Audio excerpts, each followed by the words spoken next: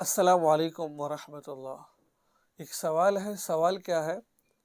کیا مرد عورت ایک دوسرے کی شرمگاہ کو چھو سکتے ہیں، یعنی کہ ہاتھ لگا سکتے ہیں؟ کیا اس کی کوئی حد ہے، یعنی کہ کہاں تک ہاتھ لگائیں، کیسے لگائیں؟ اور مباشرت کے وقت شرمگاہ کو دیکھنا کیسا ہے؟ دو سوال ہے، چھونا اور دیکھنا۔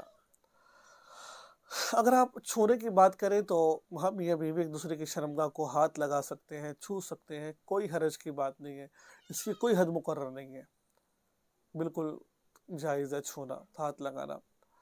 اب رہی بات دیکھنا، کیا میاں بیوی ایک دوسرے کی شرمگاہ کو دیکھ سکتے ہیں کہ نہیں دیکھ سکتے ہیں؟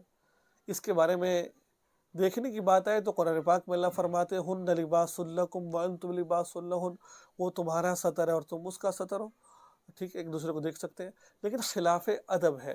حضرت عائشہ سے ام المؤمنین حضرت عائشہ صدیقہ رضی اللہ تعالی عنہ فرماتی ہیں، ٹھیک ہے، فرماتے ہیں وہ مخصوص مقام شرمگاہ نہ حضور صلی اللہ علیہ وسلم نے میرا دیکھا اور نہ میں نے دیکھا، مشکوٰۃ شریف کی روایت ہے، ٹھیک ہے، دیکھ سکتے ہیں، اور اس کو دیکھنے سے بعض دفعہ انسان کی نسیان کی بیماری پیدا ہو جاتی ہے، اور بہت ساری خرافات اس میں شامل ہیں۔